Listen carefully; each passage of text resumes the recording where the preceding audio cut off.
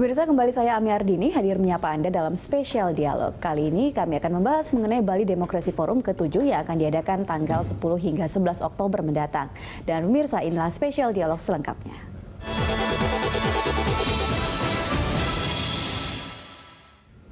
Ya pemirsa, Bali Demokrasi Forum atau BDF telah berkembang secara signifikan sejak dicetuskan pada tahun 2008. BDF terus memperoleh dukungan dan pengakuan dari negara-negara di kawasan Asia Pasifik dan juga negara lainnya.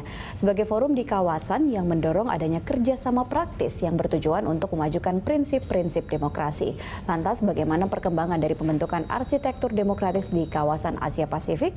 Untuk membahas hal ini di studio telah hadir Wakil Menteri Luar Negeri Republik Indonesia Bapak Dino Patijalal dan juga Rektor UIN Syarif Hidayatullah Profesor Komarudin Hidayat.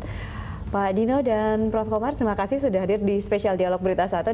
Saya sebelum kita bicara tentang Bali Demokrasi Forum, mungkin kita ingin menyorot dulu sebenarnya seperti apa sih pelaksanaan ataupun demokrasi di dunia saat ini. Pak Dino melihatnya seperti apa? Perkembangannya bagus dalam arti sekarang jumlah demokrasi di seluruh dunia termasuk yang paling banyak dalam sejarah. Ya. Dan di Asia pun kita melihat tren ini, bahkan di Asia termasuk tren yang paling kuat. Dulu tahun 70-an itu Perdana Menteri Jepang Nakasone pernah komplain dia bahwa dia merasa Jepang satu-satunya demokrasi. Ya, tapi sekarang di berbagai penjuru Asia sudah banyak timbul demokrasi, ataupun kalau tidak demokrasi paling tidak open society, masyarakat yang terbuka gitu. Jadi itu sekarang trennya paling banyak dalam sejarah. Cuma dari jumlah yang demokrasi yang banyak ini, banyak demokrasi yang sedang stres sekarang.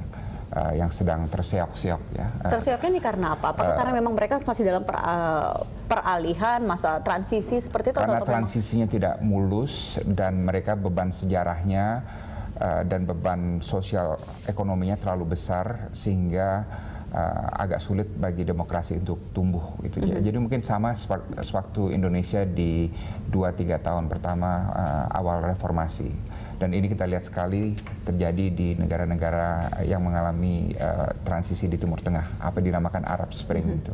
Ya kan, jadi kalau kita lihat umumnya negara-negara Timur Tengah, apakah itu Mesir, Tunisia, Aljazair, Libya dan lain-lain itu sekarang sedang sungguh terseok-seok. Ya, membangun politiknya susah, membangun lembaganya juga susah, dan menjaga pertumbuhan ekonominya juga tersendat-sendat. Oke, Pak Komar, tadi kan Pak Dino sudah mengatakan bahwa sekarang ini sedang tren ya, negara-negara di dunia kemudian semua menerapkan demokrasi seperti itu di negaranya. Kalau Pak Komar melihat seperti apa? Ya. Setiap negara, terutama pada educated society, family, semua negara, itu sungguhnya mereka semakin dekat, mereka peduli demokrasi dan tertarik di demokrasi. Ini pada lapisan atasnya, saling mendekati.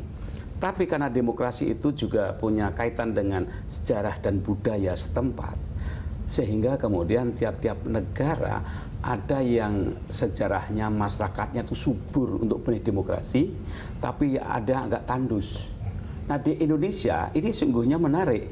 Ini lahan yang sungguhnya sejak awal Republik ini berdiri atas partisipasi masyarakat yang sungguhnya nilai-nilai dan praktek demokrasi sudah punya akar di Indonesia.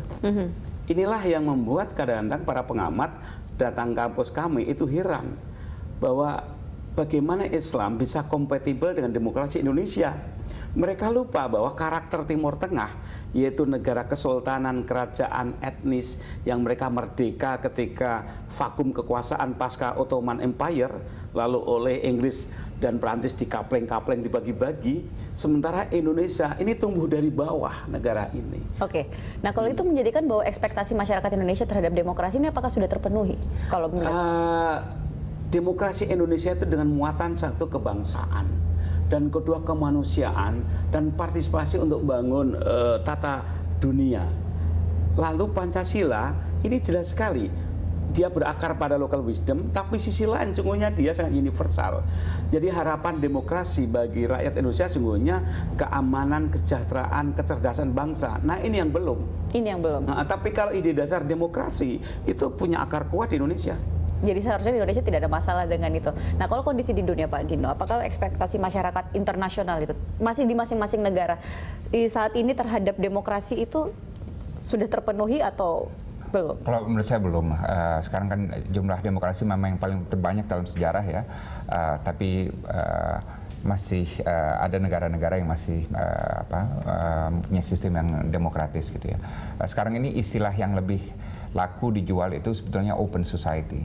Ya, jadi open society. Kenapa open society justru lebih laku, Pak? Karena tidak mengarah pada sistem politiknya gitu ya. Jadi kalau kita bicara open society, Cina bisa mendengar itu kan, bisa oke, dan negara-negara lain yang juga sistemnya belum seperti demokrasi yang murni itu bisa menerima. Jadi sekarang istilah yang juga akan digunakan juga banyak digunakan di Bali Democracy Forum juga open society gitu ya. Tapi memang sekarang yang jelas demokrasi baik di Timur Tengah, tapi juga di negara-negara Barat juga banyak yang mengalami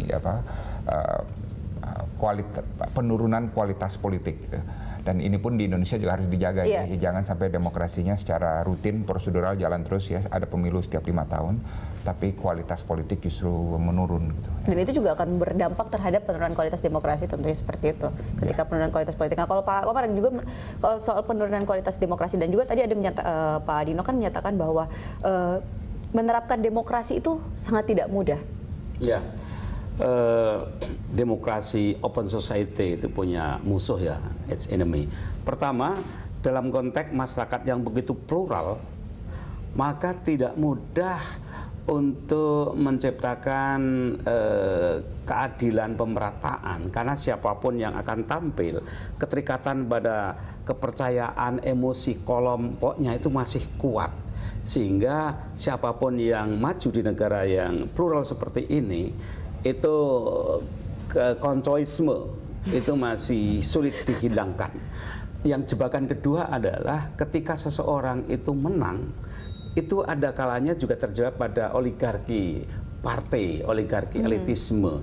Jadi dia berangkat menaiki jenjang kekuasaan lewat prosedur demokrasi, tapi setelah dia kuasa kadang-kadang kemudian dia anti demokrasi, dan ini terjadi di mana-mana. Jadi itu yang katakan bahwa demokrasi itu akhirnya membunuh si demokrasi itu sendiri.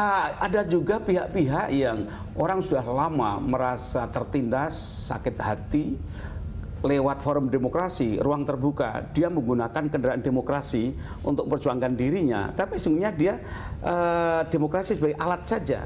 Jadi dia membunuh demokrasi itu sendiri. Ini yang terjadi pada kaum radikal.